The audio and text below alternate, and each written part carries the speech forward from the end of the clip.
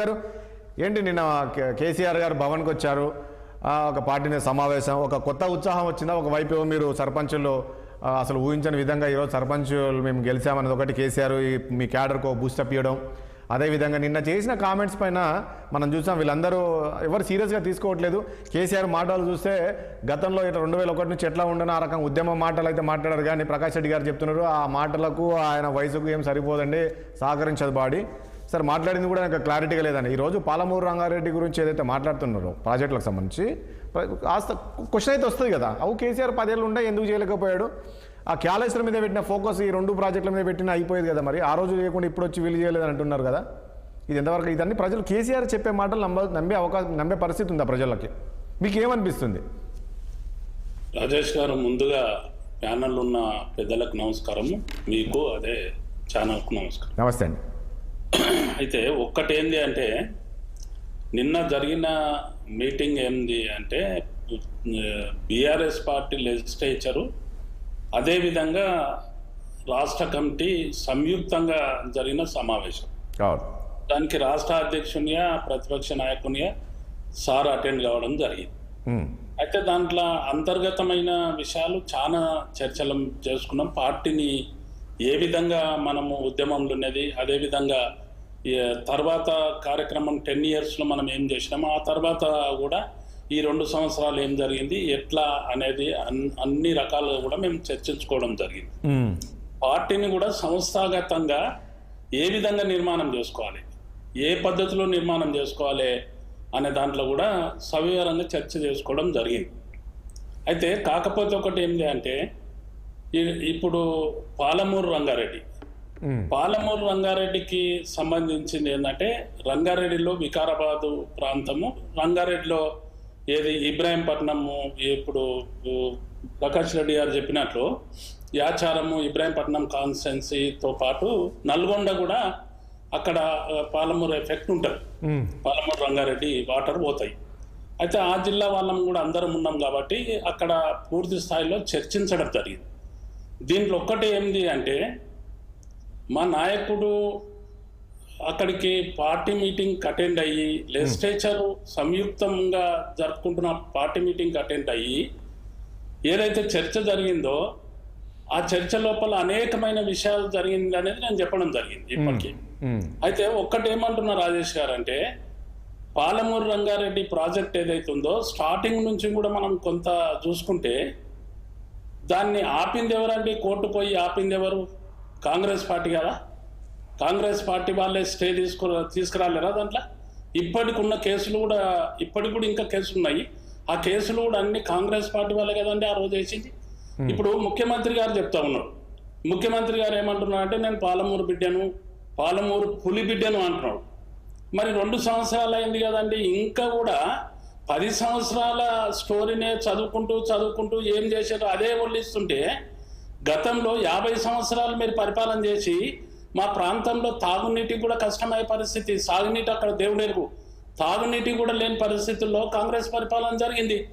ఆ విధంగా వాళ్ళు గతంలో అనేకమైన ఇప్పుడు ప్రాణహిత చేవలతోని మా ప్రాంతం అంతా కూడా కాలువలు కొట్టేసారు, మొబిలైజేషన్ అడ్వాన్సులు తీసుకున్నారు. తెలంగాణ ప్రాంతం అంతా కూడా ఇక్కడ ఉన్న తెలంగాణ బిడ్డలమే కాబట్టి అందరం ఉద్యమంలో ఉన్నలమే. అంటే నేను ఏమంటున్నా అంటే, తెలంగాణ ప్రాంతం ఏ విధంగా అయిపోయిందంటే, ఫౌండేషన్ సీమాంధ్ర పాలకుల చేతుల లోపల అప్పుడున్న కాంగ్రెస్ పార్టీ సుదీర్ఘమైన పరిపాలన చేసింది కాబట్టి, సుదీర్ఘ కాలం పరిపాలన చేసింది కాబట్టి జరిగింది ఏంటి అంటే, ఫౌండేషన్లు మాకు, ప్రాజెక్టులు వాళ్లకు, ఆ విధంగా జరిగిన పరిస్థితి లోపల ఆ ఫౌండేషన్స్ వరకే ఉంచిందా అంటే కాంట్రాక్టర్ ఏజెన్సీలను ఫిక్స్ చేస్తుడు. ఆ తర్వాత జరిగింది ఏంటంటే, మొబిలైజేషన్ అడ్వాన్స్ల కింద వాటి మీద డ్రా చేస్తుడు, ఎన్నికలకు వాడుకుండు. ఆ విధంగా జరుగుకుంటూ వచ్చింది కదండి గతంలో.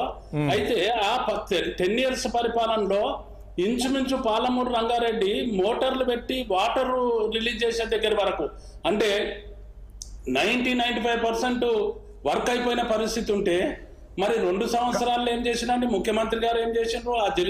ఆ జిల్లాలో అన్ని శాసనసభ్యులు వాళ్ళే ఉన్నారు కదా. ఇప్పుడు మా జిల్లాకు వస్తే కూడా రంగారెడ్డిలో వికారాబాద్ జిల్లాకు వస్తే కూడా పరిగితో యుక్తంగా వాళ్ళే ఉన్నారు కదా. మరి వాళ్ళ శాసనసభ్యులు ఏం చేసిండ్రు? ముఖ్యంగా ముఖ్యమంత్రి గారు ఏం చేసిండ్రు? ఆ పాలమూరు పులిబిడ్డ అని చెప్పుకునే ముఖ్యమంత్రి ఏం చేసిండు? ఈ నాగేందర్ గారు ఒక పాయింట్ ఇక్కడ, నాగేందర్ గారు ఒక పాయింట్ చెప్పండి. సరే నాగేందర్ గారు ఒక పాయింట్ ఇక్కడ ఒక పాయింట్. సరే కేసీఆర్ గారు ఇప్పుడు నేనేమంటున్నా అంటే, ఒకవైపు 2 సంవత్సరాలు గడిచిన తర్వాత కూడా పాలమూరు రంగారెడ్డి ముఖ్యమంత్రి గారు నేటివ్ కాన్స్టిట్యున్సీ, ఆయన గెలిచిన కాన్స్టిట్యున్సీ కూడా వాటర్ ఇవ్వలేని పరిస్థితులు ఉంటే గురైతుంది. కాబట్టి యాజ్ ఎ ప్రతిపక్ష పార్టీగా, రెండోది ఉద్యమించి తెచ్చుకున్న తెలంగాణలో ప్రధాన పాత్ర వహించిన నాయకుడు కేసీఆర్ గారు కాబట్టి ఏ పరిస్థితుల్లో మనం ఊరుకున్నట్లయితే తెలంగాణకు అన్యాయం జరుగుతుంది, మన ప్రాంతానికి అన్యాయం జరుగుతుంది. ఇక ఊరుకునే మాట లేదు. దీనికి ఒక కార్యాచరణ చేద్దాము. కార్యాచరణతో పాటు ప్రభుత్వం మీద ప్రెజరైజ్ చేద్దాము. ప్రభుత్వం ఏదైతే మాటలకే పరిమితం అవుతుందో, చంద్రబాబు నాయుడు చేతిలో చెప్పాలంటే ఈ రోజు ముఖ్యమంత్రి గారు ఉన్న పరిస్థితి అనిపిస్తుందండి. కాదండి, ఒకటి వస్తున్నాయి. అందుకని మనం ప్రెజర్ చేయాల్సిందే. ఒక ఉద్యమం నుంచి వచ్చిన నాయకత్వం కాబట్టి మనం డెఫినెట్ గా మనము ప్రెజర్ చేయాల్సిందే. నాగేంద్ర గౌడ్ గారు ఒక పాయింట్ ఇక్కడ, ఇప్పుడు కేసీఆర్ గారు నిన్న మాట్లాడుతూ ఈ చంద్రబాబు డిపిఆర్ వెనక్కి పంపితే రాష్ట్ర ప్రభుత్వం అసలు చూస్తూ ఊరుకుండిపోయిందని, అది ఇప్పుడు కాదు 2002లో కదా. లేదండి, నేను 2022లో కదా బనకచర్ల ఇష్యూ ఉండే, బనకచర్ల ఇష్యూ ఉండేది.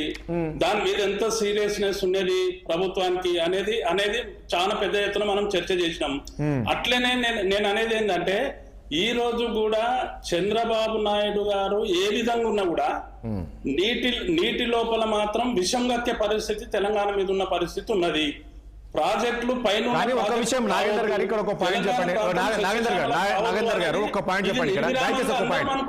నాగేందర్ గారు ఒక పాయింట్ ఇక్కడ, మీరు 10 ఏళ్ళు మీరు అధికారంలో ఉన్నారు, తర్వాత కాళేశ్వరానికి ఎన్ని లక్షల కోట్లు మీరు అక్కడ సరే పెట్టారు, తర్వాత వీళ్ళు చెప్పేది వృధా చేశారు, రాష్ట్రాన్ని అప్లపాలు చేశారు, విధ్వంసం సృష్టించారు, రాష్ట్రం అంతా విధ్వంసం చేశారు.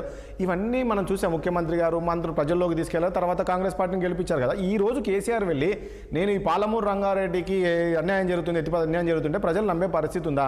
మీరేం చేశారు 10 ఏళ్ళు ఉండి అని చెప్పి క్వశ్చన్ చేయరా? 1,00,000 కోట్లు కాళేశ్వరం కట్టి ఈ రోజు అది కూలిపోయింది అనేది ఈ రోజు ప్రచారం చేస్తున్నారు. ఇవన్నీ మీకు గుర్తు రావా రేపు? ఇవన్నీ ప్రజలు నిలదీయరా? రాజేష్ గారు, పాలమూరు రంగారెడ్డి ఏదైతే ఉందో ప్రజలు నమ్ముతారా నమ్మరా అనేది కాదు, ప్రజల కొరకే మేము ఉద్యమిస్తున్నాము. రైతాంగం కొరకే కేసీఆర్ గారు దానికి ఒక కార్యాచరణ చేపడతా ఉన్నారు. మేము చేసిన వరకు చేసినాము.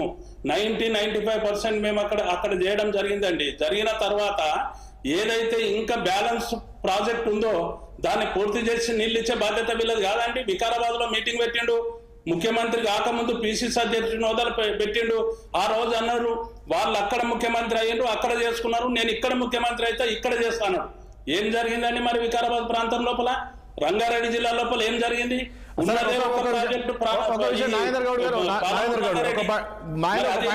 అని చెప్పి దానికి ఒక కార్యాచరణ చేసి ఖచ్చితంగా దాన్ని తీసుకునాలి అనే ఉద్దేశంతో ప్రెజరైజ్ చేయాలి, ప్రభుత్వం మీద ప్రెజర్ బిల్డప్ చేయాలి అనే ఉద్దేశంతో నిన్న చర్చ జరిగిన మాట వాస్తవం. ఆ కార్యాచరణ చేపడతా ఉన్నాం. తప్పకుండా ఏ పరిస్థితి లోపల ఎన్ని అవాంతరాలు సృష్టించినా కూడా, ఎన్ని రకాలుగా వీళ్ళు పుకార్లు చేసిన, అంటే నేను ఒక్కటేమంటున్నా అంటే కాళేశ్వరం కొరకు మాట్లాడుతున్నారండి. ఎన్ని రోజులు మాట్లాడతారు? మీ చేతుల యంత్రాంగం ఉన్నది కదా, మీరు ఎన్ని కమిషన్స్ వేసిరి, ఎన్ని రకాలుగా దానికి చేసిరి, ఏం తీసిండ్రండి? మరి ఏం జరిగింది? ఎన్ని ఆరోపణలు చేసిండ్రు? ఏం జరిగింది? ఎక్కడ జరిగింది? అన్ని ఆరోపణలతోని కాలయాపన చేసుకుంటూ ప్రభుత్వం పోతా ఉన్నది. ఒక విషయం నేను రాజేష్ గారు ఇప్పటికి